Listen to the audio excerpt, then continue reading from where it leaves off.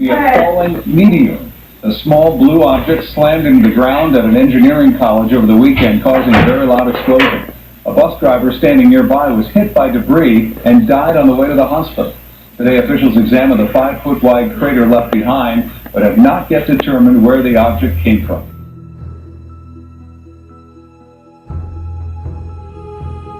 All right, you see this? That's the strange sight that lit up our San Diego skies this morning and our phones in our newsroom as well. Before the sun was up, Frank Redmond captured this splash of light on his dash cam. Robert Quimby is an astronomy professor at SDSU and the director of the Mount Laguna Observatory.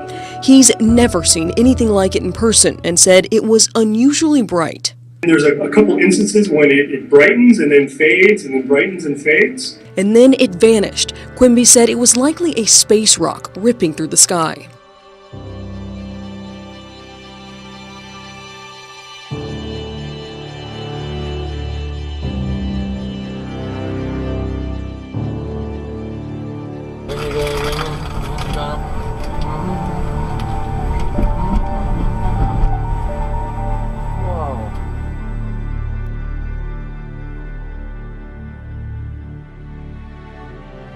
There was a bright spot in the sky that had a lot of people talking across the southern part of the state last night.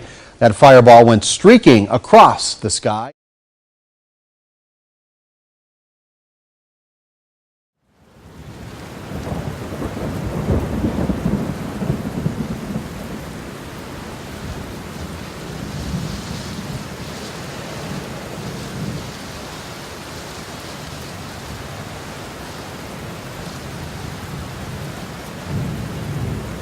Now to new concerns about the Zika virus as athletes prepare for the Olympics in Brazil. Soccer star Hope Solo is speaking out, saying she's so concerned that if she had to make a choice right now, she wouldn't go to Rio. This morning, the Zika virus crisis now striking fear in some of our nation's top athletes. U.S. soccer star Hope Solo saying if she had to choose whether to go to the Summer Games in Brazil now, she wouldn't go. Solo, who helped her team to World Cup victory in 2015, also saying no athlete competing in Rio should be faced with this dilemma. Zika virus is a scary thing that is very unknown. Hopefully some of those unknowns will become a little bit more known with the research that they do in the following months. We're certainly sensitive to the fact that this has become a global issue. A state of emergency is being issued over dengue fever on the Big Island as the state reported one new case, bringing the total number of cases to 251. Tonight, investigators believe they're getting closer to finding the source of a salmonella outbreak in Estill County. This comes as more illnesses possibly linked to that outbreak are being reported. Now to a health scare on a local college campus. 100 students are sick at Ursinus College, and tonight doctors are looking into whether it's food poisoning or a virus. Well, the medical director tells us that the college has never experienced a stomach virus that's this widespread. Ursinus College says 7 more students reported feeling sick as part of an outbreak that's brought that Montgomery County campus to a standstill. Now, the first reports came in Tuesday. Ursinus says a handful of faculty and staff have also reported symptoms. The school shut down its dining hall and canceled classes because of the outbreak. They still, though, have not figured out just what is causing this. At the beginning of February, several small earthquakes have shaken Maine close to the Canadian border, and just today, another earthquake recorded near Rangeley. Earthquakes are becoming more and more frequent in Kansas, with a 3.9 magnitude quake shaking Oklahoma and Kansas just last month. Now, Derby schools want to be prepared. Substantial earthquake rattling the Sooner State today. A 3.8 magnitude quake hit near Medford around 2:40 this afternoon, according to the USGS. And it was not alone. 4 other sizable quakes struck today, ranging from 2.6 to 3.5 magnitude. No immediate word of any damage. Oklahoma this year has already had more than 90 earthquakes of magnitude 3.0 or greater. The village of Macadam in southwest New Brunswick has become the epicenter of what is called earthquake swarms. And it's not the first time people who live around Macadam have felt the vibrations from quakes, but the residents say this most recent swarm is the worst they've ever experienced. Just like somebody's picking your house up and holding it in the air and dropping it back down. Others said it was as if a train had exploded through the town, or their home had been hit by an 18-wheel transport truck. They're like explosions, and they just kept happening. Tell me what's going on in Macadam. It's quite a mystery there.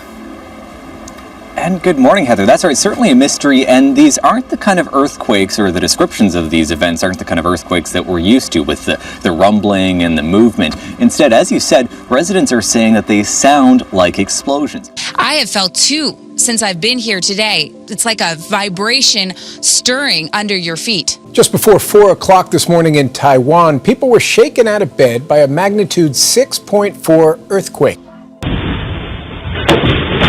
This is video of a deadly 6.4 magnitude earthquake that hit near the southern city of Tainan, Taiwan, Saturday. From the air, the extent of the damage is clearly visible. 9 buildings in Tainan collapsed, but the damage is especially evident on the ground. Cars crushed. More than 500 now homeless. Seismologists say the earthquake struck close to the surface. The entire building was just shaking very violently. It was quite loud. The quake struck just as the Taiwanese were preparing to celebrate one of their biggest holidays, the Lunar New Year. Now it's a nation in mourning. I felt it this morning, but a 5.1 magnitude earthquake shook homes all across Oklahoma today. According to the U.S. Geological Survey, the 5.1 rating makes it the third largest earthquake in state history. Right now, homeowners say that all the shaking is starting to damage their homes. People who fell as a magnitude 5.7 earthquake hit near Christchurch today. The quake struck shortly after 1 p.m.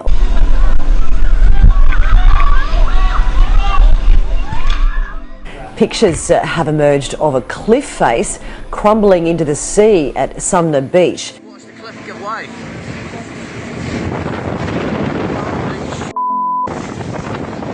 That's unbelievable. That's massive, mate. What the hell?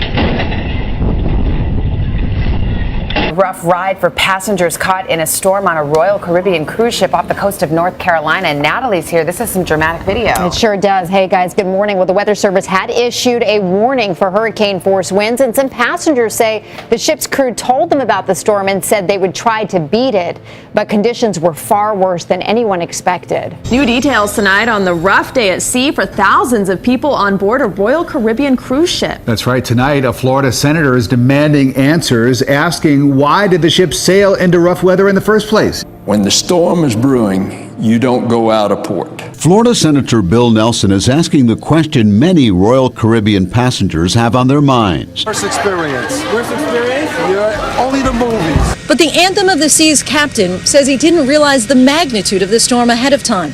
And he's now defending his decision to set sail with a storm brewing in the Atlantic. The whole thing was not bigger than this and was up here and it just exploded.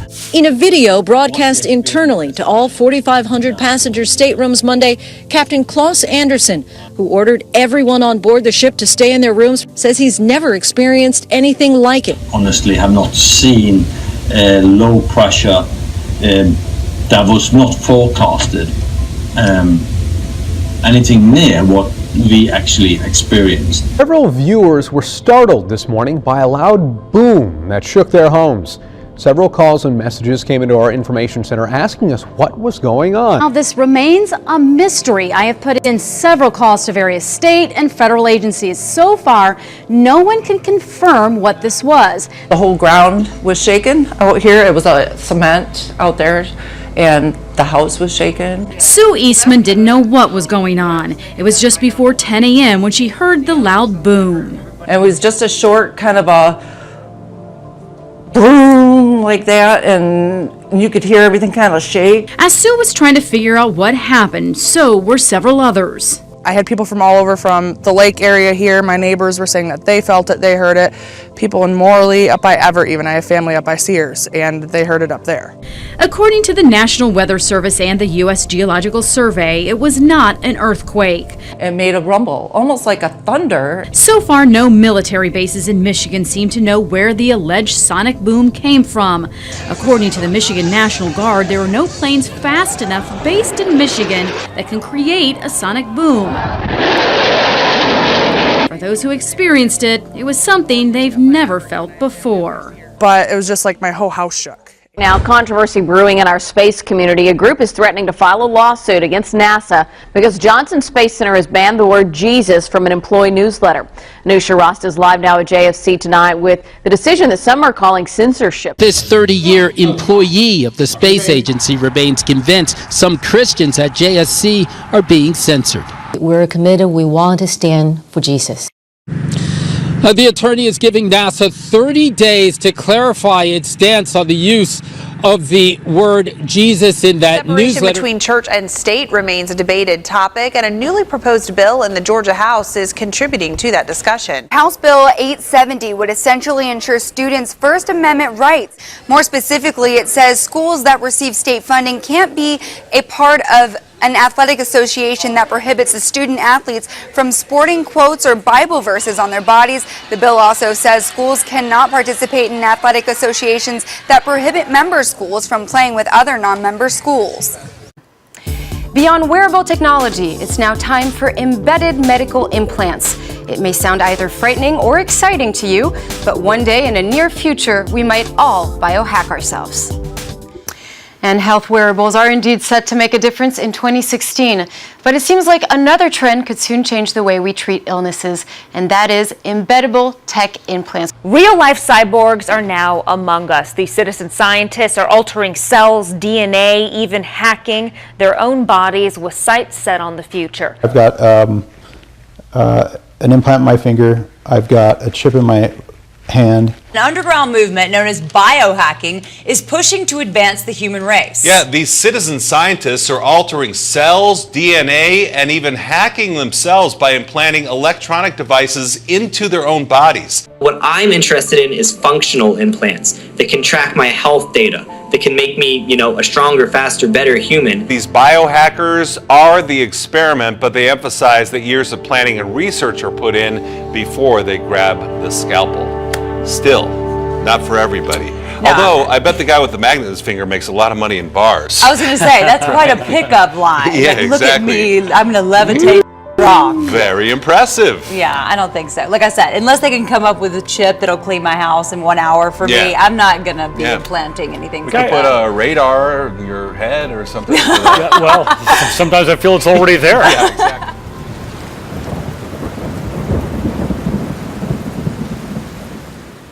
The only salvation for this sin is the gospel. The only way to really cure that what's on the inside is understanding that Jesus Christ died for our sins. And so to me, on a micro level, it's understanding.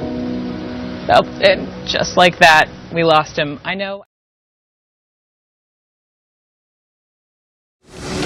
The Israeli Prime Minister has unveiled a new plan to surround the entire state of Israel with a security fence. The barrier would also seal off all openings in the West Bank security wall. He says it will take several years to build the fence promised by Netanyahu. Israel is currently building a new fence to protect a newly built Israeli airport just outside the city of Eilat. Now, in a statement, Netanyahu expressed his intention to surround all of the state of Israel with walls and border fences. Essentially, Netanyahu is declaring a new long-term and comprehensive project that will seal off the entire state of Israel to the outside world.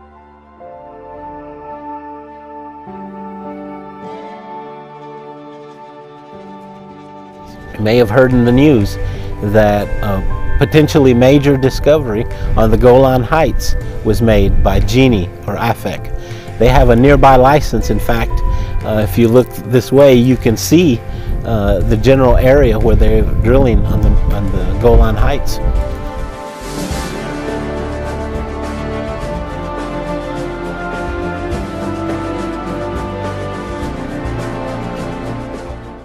Jewish immigration from Western Europe to Israel has reached an all-time high. It's because of rising anti-Semitic attacks. The Assolan family is among the 8,000 people who emigrated from France to Israel this year.